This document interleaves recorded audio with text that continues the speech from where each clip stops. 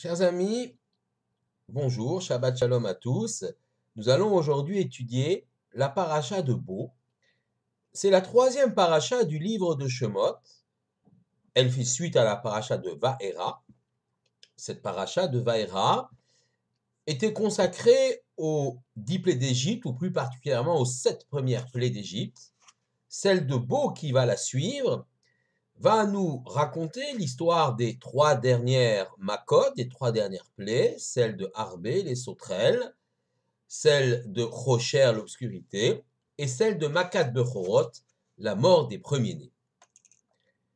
Il faut savoir que cette mort des premiers-nés, la dernière plaie, celle qui va faire plier le pharaon, et va le pousser en dehors de son palais, pour aller pousser les Béné Israël en dehors de l'Égypte, les inciter à quitter rapidement l'Égypte, les libérer tout simplement du joug de l'esclavage. Eh bien, cette plaie s'est déroulée de façon particulière.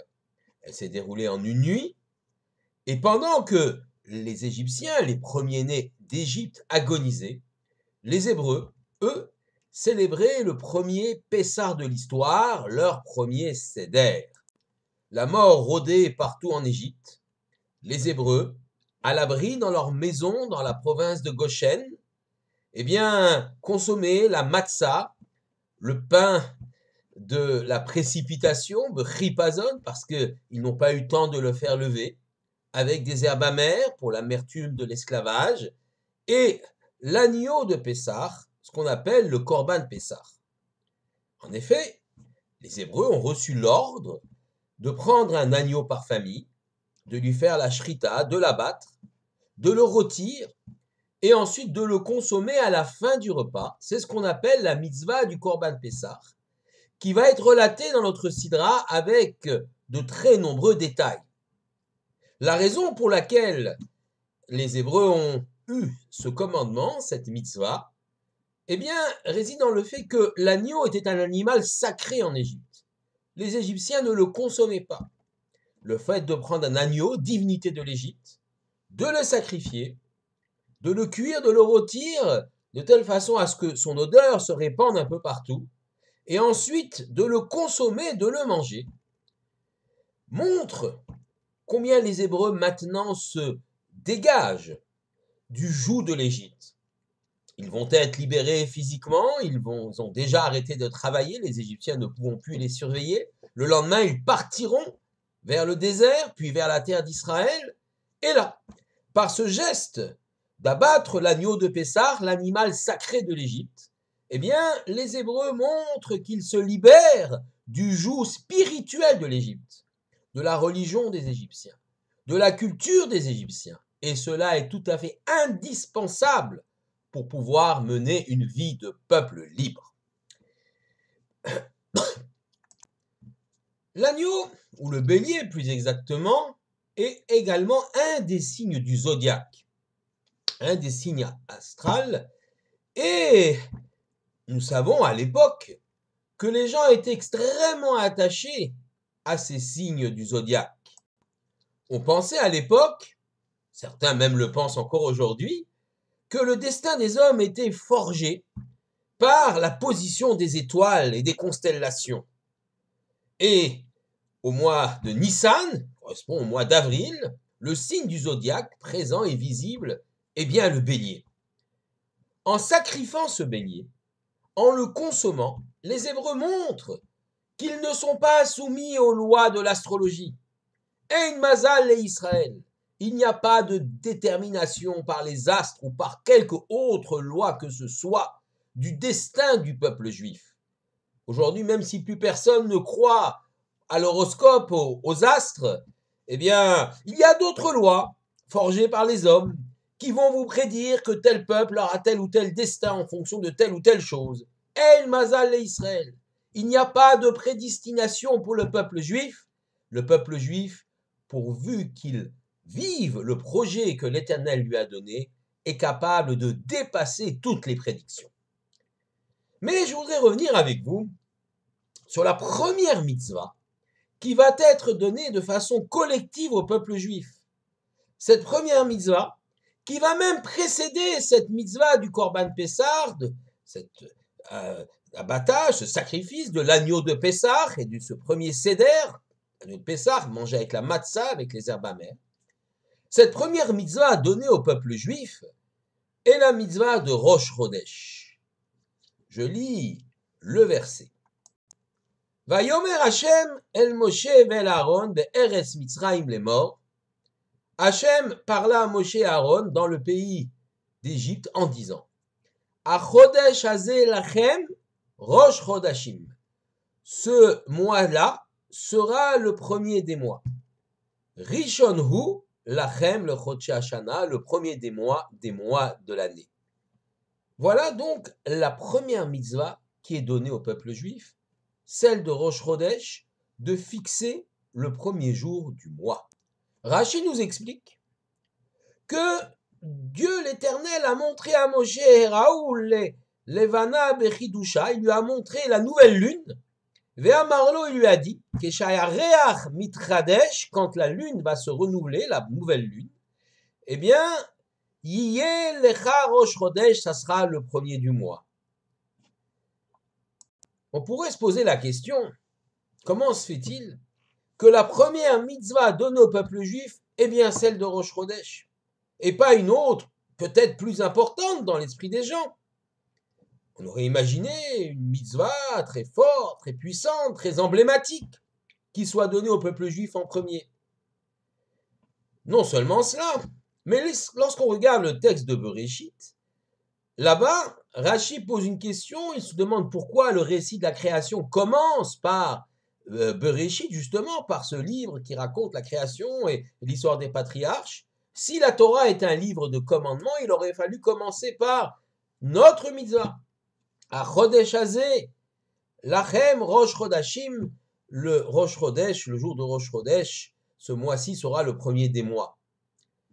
On voit donc très clairement l'importance de cette mitzvah de Rosh Chodesh, et il faut essayer de comprendre pourquoi elle est si emblématique pour être placée là comme la première mitzvah, le premier commandement donné au peuple juif. Eh bien, évidemment, tout d'abord, replaçons les choses dans leur contexte. Le peuple d'Israël est esclave de Pharaon en Égypte, esclave des Égyptiens. La différence entre un esclave et un homme libre, c'est que l'esclave ne dispose pas de son temps.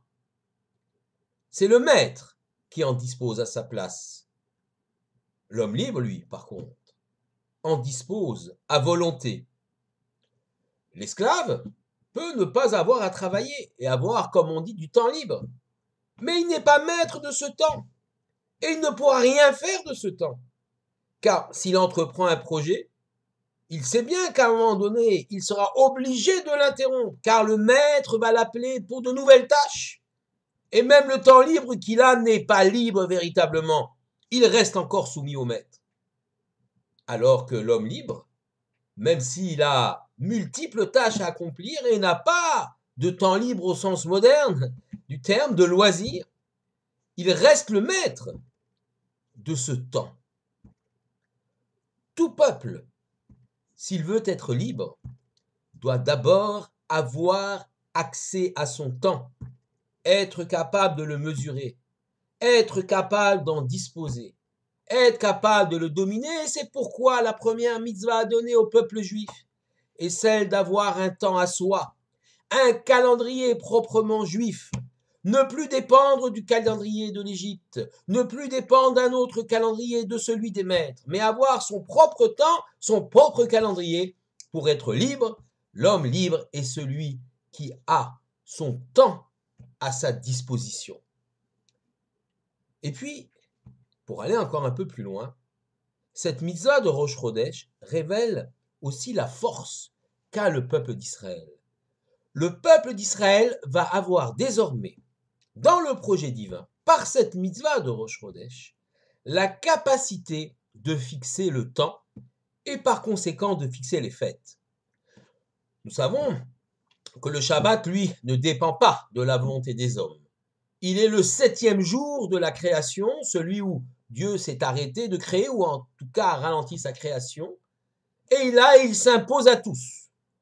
D'ailleurs, entre parenthèses, il est intéressant de voir que toutes les sociétés, toutes les civilisations de l'univers ont utilisé ce cycle de 7 jours, 6 jours de travail et 1 jour de repos, pour s'inspirant, même s'ils ne le savent pas, de notre Torah, de notre Bible.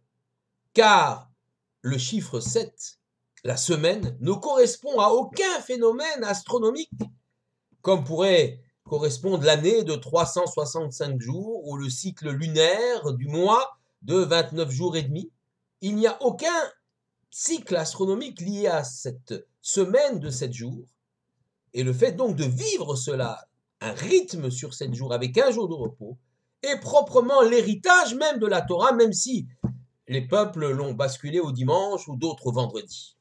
Je ferme cette parenthèse et je reviens à cette capacité d'Israël de fixer le temps. Évidemment, le temps est fixé, le Rosh Chodesh, le début du mois est fixé par le tribunal rabbinique, le Beth Din, lorsque celui-ci siégeait à Jérusalem sur le témoignage de 2 témoins ayant vu la nouvelle lune. Alors le Beth Din fixait le premier jour du mois et tout le mois qui suit en dépendait. Les jours de fête, Yom Kippour, Sukkot, Pessah, dépendaient absolument de la fixation par les Beth Din du temps, à tel point que le Midrash rapporte que les Malaché Hacharet, les anges de service, ont posé la question à Dieu, quand est le jour du jugement? Le Yom Adin, Rosh Hashanah, quand est le jour du pardon? Le Yom Kippour? Et Dieu leur a répondu, regardez, venez, vous et moi, nous allons questionner le Beth Din d'en bas, le tribunal rabbinique des rabbins en bas. Donc il y a cette force donnée à Israël de fixer le temps. Et puis, évidemment, cette force, elle nous vient de ce verset qui dit « Achodesh Hazeh Lachem » ce mois-ci sera à vous, pour vous, à vous, Beth Din, à vous, peuple juif, de fixer le premier jour du mois. Pour aller un peu plus loin, gagner la liberté du temps, être capable de fixer le temps, d'avoir son propre calendrier qui définit véritablement son identité, nous le savons. Les calendriers fixent les identités, avec les jours de fête, avec ces événements qui jalonnent le mois et l'année. Mais cette liberté d'avoir le temps s'accompagne obligatoirement de ce qu'on appelle en hébreu une acharayut, une responsabilité. Responsabilité en tant qu'homme libre d'utiliser ce temps que je reçois pour en être l'acteur et non pas le spectateur passif. Il y a des gens qui verront leur vie et tout leur temps se dérouler alors qu'ils n'ont pris aucune initiative et qu'ils seront toute leur vie finalement de simples spectateurs du spectacle de leur propre vie. Alors que d'autres prendront leur destin à bras le corps et vont utiliser ce temps de liberté qu'ils ont gagné pour lui donner un sens, un contenu. Et c'est pourquoi, tout de suite après la mitzvah de Rosh Chodesh, le verset vient et nous apporte la deuxième mitzvah, celle du Korban Pessah, dont nous avons parlé, le sacrifice de l'agneau de Pessah, ce dieu égyptien qu'on sacrifie et qu'on mange. Il est écrit, Vavata et avoda azot bechodesh hazeh. Vous servirez, vous ferez ce avoda, ce travail, ce service, bechodesh hazeh, dans ce mois-ci. Vous qui avez reçu par la mitzvah, par le commandement de Rosh Chodesh, la liberté de maîtriser le temps, vous voilà maintenant confronté à ce commandement, celui qu'on appelle une avoda, c'est-à-dire un véritable labeur, un véritable travail, parce qu'il s'agit d'une mitzvah, d'un commandement constructif, celui d'abattre l'agneau de Pessah, de le consommer et de montrer que vous allez rompre littéralement avec le joug de l'Égypte, avec son idéologie, avec sa religion, avec sa vision de l'humanité extrêmement hiérarchisée, avec les maîtres en haut qui ont tous les pouvoirs et les pauvres esclaves en bas qui ne sont même pas des hommes. Vous allez rompre avec cela et pouvoir avancer parce que vous allez utiliser votre temps pour faire les commandements qui portent cette idée, les commandements ordonnés par l'Éternel en ce temps de sortie d'Égypte. Cette leçon, bien sûr, elle est valable pour toutes les générations et à toutes les époques. Regardez, à de nombreuses reprises, les hommes, l'humanité, les peuples se sont soulevés pour la liberté. Combien de révolutions, combien de violences au nom de la liberté. Les gens se sont rebellés contre les pouvoirs divers et variés, les rois, les empereurs, les dictatures, ou même parfois les démocraties. Et puis, on a voulu se libérer du joug de la religion, qui nous empêche de vivre ce qu'on a envie de vivre. Et puis, on a voulu même se libérer du joug de la famille. La famille, c'est un carcan qui nous enserre, on veut vivre autre chose, ailleurs, avec d'autres personnes, faire des expériences. Et puis, tout simplement, on a voulu se libérer du joug de la responsabilité. Oui, je suis un homme libre. Oui, j'ai acquis du temps libre pour moi. Oui, je peux construire, mais je peux aussi détruire. J'ai des responsabilités dans ce monde en tant qu'homme libre.